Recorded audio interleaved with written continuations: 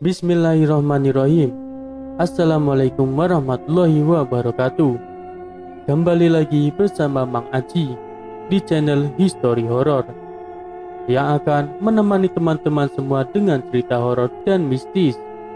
Semoga cerita ini bisa menghibur. Kali ini saya akan melanjutkan cerita yang berjudul Dendam Api Asmara. Cerita ini ditulis oleh Rohim Ibrahim.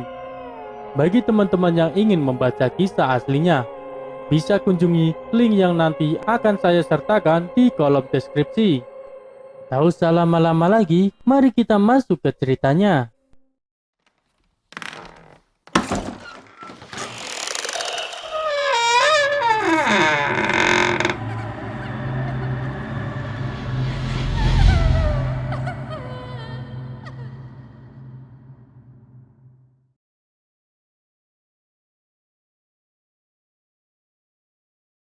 Kita ikuti perjalanan Rukimin. Setelah pingsan akibat duel dengan Barja, Rukimin sudah mulai siuman. Sesak di dadanya mulai membaik. Itu karena obat yang diberikan Barja. Dan lagi pula pukulan Barja bukan untuk mencederai serius. Perlahan Rukimin bangkit lalu mengatur nafasnya. Setelah dirasa tenaganya pulih, ia melesat pergi menyusul 3 rekannya ke tempat yang sudah disepakati. Di tengah hutan, ia mendengar perkelahian yang hebat. Suara dentuman keras membuat penasaran ingin melihat apa yang terjadi. Baru saja ia mau mengintip, dentuman keras mengguncang tanah yang dipijak dan bruk. Seorang manusia terlempar hampir mengenai dirinya. Setelah diselidiki, ternyata Jafra dan detak jantungnya masih ada, walau tubuhnya sudah sangat memprihatinkan.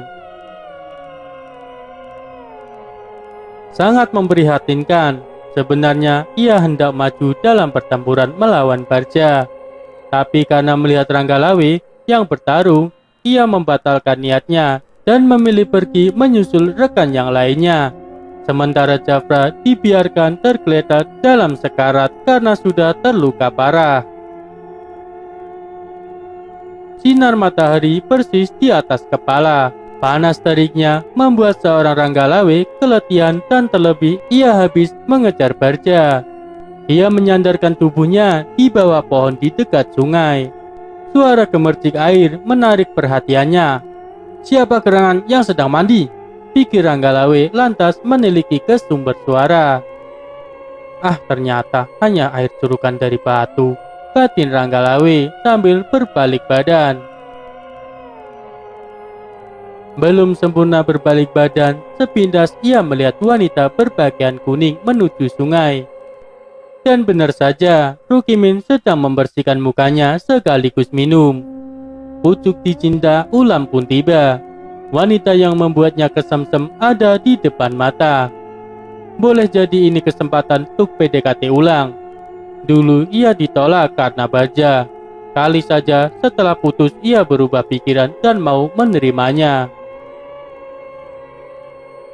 "Hei Rukimin," sapa Ranggalawe. "Ya ampun, bikin kaget saja," jawab Rukimin kaget karena Rangga datang tiba-tiba. "Tangan kamu kenapa?" tanya Rangga. "Tak apa, ini hanya memar biasa," jawab Rukimin. Rangga menawarkan jasa untuk mengobati tangannya, tapi Rukimin menolaknya. Karena terus memaksa, akhirnya Rukimin mau juga. Bersandar di bawah pohon yang rindang, pengobatan pun dimulai. Sambil mengobati lukanya, Rangga mencuri pandang memperhatikan wajahnya. Sementara Rukimin merasakan sentuhan tangan Rangga membuat darahnya berdesir terbuai hayut sehingga tangan yang sakit pun mendadak sembuh. Tatapan mata dibalas tatapan mata. Rukimin melihat tatapan mata Rangga yang penuh cinta dan ketulusan, membuatnya terbang dalam lamunan orang yang selama ini ia benci ternyata lebih tulus mencintainya. Tak terasa bibir saling berpagutan. Kecupan lembut dan mesra silih bergantian. Belayan rambut di pipinya semakin membuat Rukimin melayang ke singgasana terindah. Cuk, tiba-tiba sebuah mangga jatuh tepat di kepala Rangga yang membuat Rangga kaget dan menghentikan pagutannya hingga bibirnya tergigit kecil oleh Rukimin. Melihat Rangga terpekik sambil meringis, Rukimin jadi gelagapan dan salah tingkah. Apalagi ketika melihat bibir Rangga berdarah akibat tergigit olehnya. Lantas Rukimin gantian mengobati bibir Rangga. Mukanya merah tersipu malu, dan lama-lama kemesraan itu muncul kembali hingga menuntut mereka melakukan hal yang lebih jauh. Desahan syahdu menggiring setiap hendakan genderang nafsu. Dengan teriakan lidah yang liar di antara dua bukit kembar yang indah, bulir peluh yang berjatuhan bersatu menaiki tangga menuju ke puncak singgasana kebahagiaan. Hingga pada akhirnya mereka terkulai lemas dengan senyuman puas. Bersambung. Ceritanya semakin keren juga ya sob. Pasti kelanjutannya bakalan seru juga nih. Jangan lupa like, komen, dan subscribe ya untuk mengetahui cerita kelanjutan dari Dendam Api Asmara ini yang ditulis oleh Rohim Ibrahim.